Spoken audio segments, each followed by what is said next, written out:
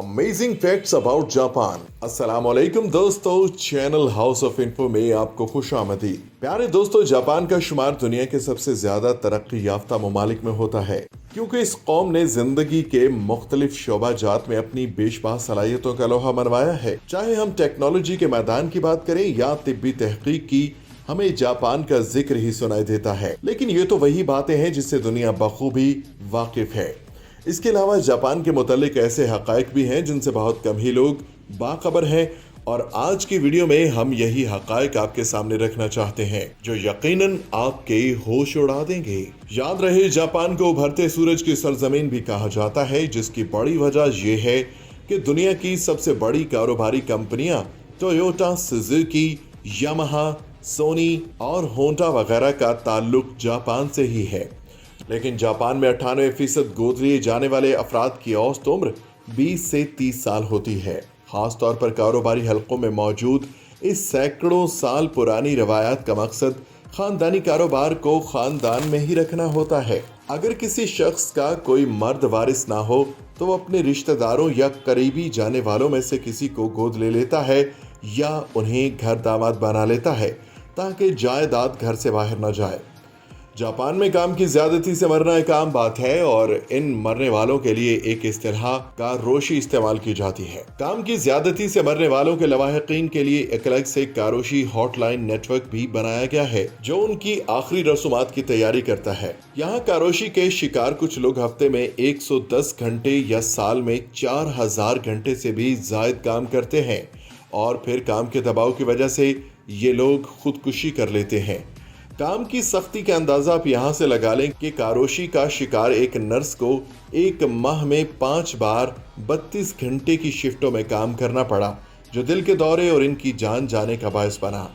इसी तरह अगर हम जापान के मजीद हक़ाइक़ के बारे में बात करें तो यहाँ हुकूमत नौजवान लड़के और लड़कियों की मुलाकात के प्रोग्राम मुनक़िद करती रहती है, और इन मुलाकातों की वजह यह है कि हुकूमत की कोशिश होती है कि नौजवान जल्द अज जल्द शादी करके बच्चे पैदा करें, क्योंकि हुकूमत को तशवीश है कि 2010 से अब तक जापान की आबादी बढ़ने के बजाय 1 मिलियन से ज़्यादा कम हो चुकी है।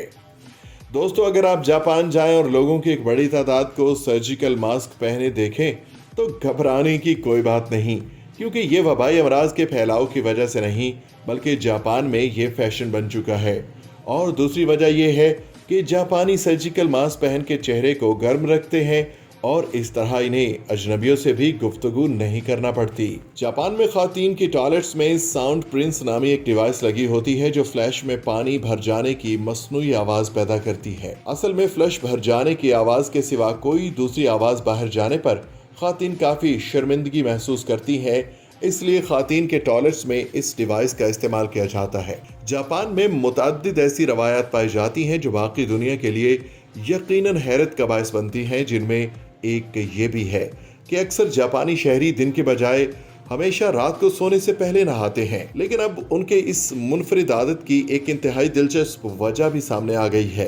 एक तहकीक के मुताबिक जो लोग जापान जा चुके हैं वो इस बात से वाकिफ होंगे कि जापानी लोग पब्लिक बाथ और हॉर्स बैंक में नहाने के आदी होते हैं, और लगभग हर शहर और गाँव में पब्लिक के लिए गुस्ल खाने मौजूद होते हैं, जहाँ कोई भी मर्द, खातून या बच्चे इंतहाई मामूली रकम के एवज नहा सकते हैं, जबकि इस दौरान उन्हें दीगर लोगों से मिलने और गुफ्तगू करने का मौका दस्तयाब होता है। अब इसकी भी 2 वजूहात हैं। पहली, शदीद मौसम, और दूसरी, घर पर नहाने की सहूलत का ना होना। जापान में सर्दियों में दर्जा हरारत बहुत सर्द और गर्मियों में बहुत गर्म होता है। अक्सर जापानियों के घरों में बाथ टब और पानी को गर्म रखने के इंतजामात की सहूलत नहीं होती, चुनांचे वो नहाने और चंद देर सुकून के लिए पब्लिक बाथ को ही तरजीह देते हैं।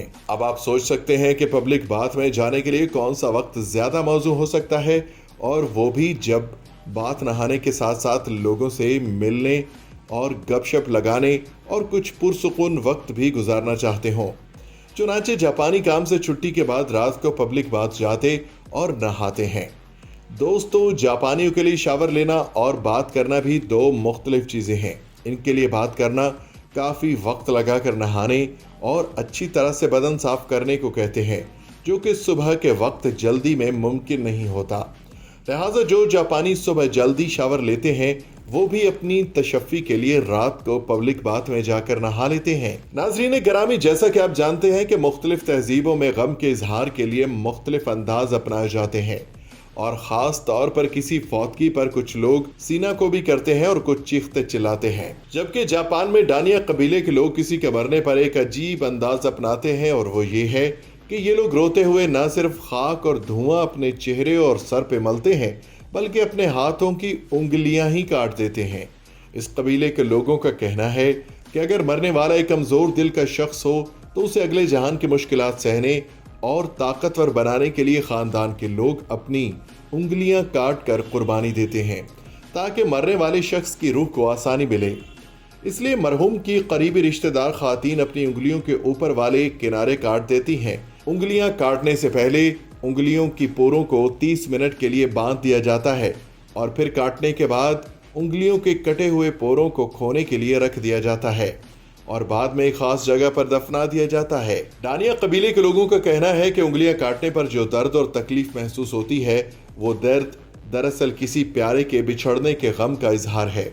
इस कबीले में न सिर्फ मौत पर उंगलियां काटी जाती हैं बल्कि बच्चे की पैदाइश के वक्त बच्चे की माँ ही उसकी छोटी उंगली को जोर से दांत से काट देती है ताकि वो दूसरों से मुख्तलिफ हो और लंबी जिंदगी जिए। इसके अलावा आप ये भी जानते होंगे कि दुनिया भर में तलाक देने की अजीब व गरीब रसूमात राइज हैं, मगर जापान में इस काम के लिए एक ऐसा मंदिर है जो अपने ज़ायरीन को नाकाम शादी को टॉयलेट में बहाने की पेशकश करता है।